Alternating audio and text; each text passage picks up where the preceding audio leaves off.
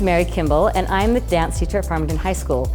We're here today at Davis High because we are holding our second annual Junior High Day of Dance for Davis School District.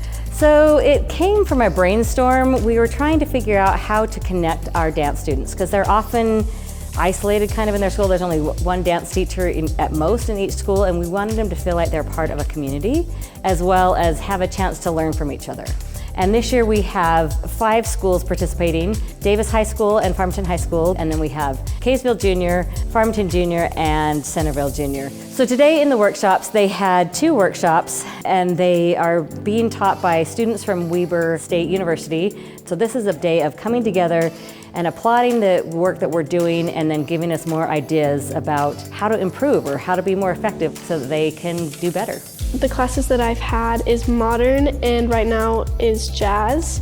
In modern, basically we've learned how to connect with our bodies more and how to really feel motion, and so far in jazz we've learned how to be sharp and tense our muscles.